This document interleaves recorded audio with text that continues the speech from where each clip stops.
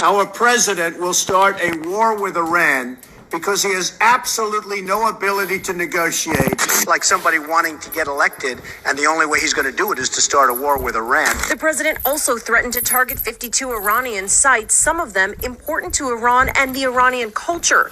I believe that he will attack Iran sometime prior to the election because he thinks that's the only way he can get elected.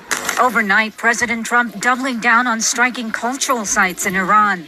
Isn't it pathetic? At this point, it's just a given that anything Donald Trump says or tweets, well, there's a prior speech or tweet that completely contradicts the vitriol he's currently spewing. Whether it's Obama golfing. He played more golf last year than Tiger Woods. Or Obama's policy in regards to Iran. I predict there's a very good chance that we'll end up in a war with Iran, because I think it's politically possibly a positive for Obama, even though it's not a good thing for our country. Or Obama really doing anything. There's always a tweet that exposes the hypocrisy of the man hell-bent on leading us into a new conflict. So what has changed since his prior views? Why all of a sudden has President Trump carried forth the very same prophecy that he accused President Obama of trying to do? Well, could it be a way to wrap himself in lead when he tries to bulldoze his way through 2020 and the impeachment trial? Well, probably. Or could it be that this was a very strategic approach to foreign policy and was executed with the best interest of everyone involved in mind? Well,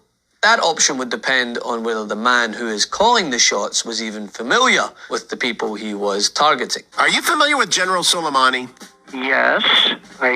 Go ahead. Give me a little. Go ahead. Tell me. Well, he runs the Quds forces. Yes. Okay. Right. Do you expect and I think the Kurds, by the way, have been horribly mistreated by us. No, not the Kurds, the Quds forces. I'm going to go with the first of the options. That Trump knows too well that nothing rallies Americans quite like war. Are you suggesting that President Trump pulled the trigger and had Qasem Soleimani killed as a distraction from impeachment? I think people are reasonably asking about the timing. When you look at the recent military efforts of the United States abroad, hindsight tells us that decisions made to invade Afghanistan and Iraq weren't the best idea. But at the time, in 2001, around 80% of Americans backed the overthrow of the Taliban in Afghanistan. 2 years later, about 7 in 10 Americans supported the invasion of Iraq to topple Saddam Hussein. These decisions are met with scrutiny today, especially when reports emerge concerning the goings-on in those places that were hidden from the public. But here we are, with conflict escalating in Iran, and the same rhetoric used to drum up the beat of war and garner public support pre-Iraq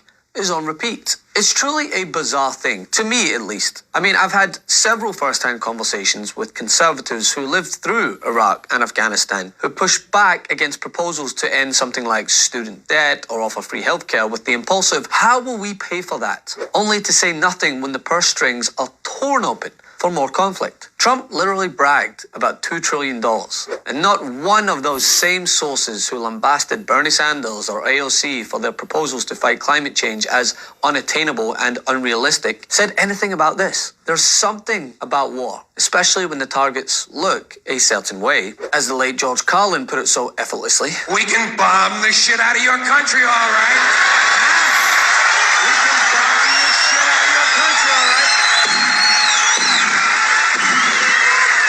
Especially if your country is full of brown people. That has a lot of Americans shelve the issue that was previously garnering their attention and refocus it on another issue, which is exactly what Donald wants. Why? Like somebody wanting to get elected, and the only way he's going to do it is to start a war with Iran.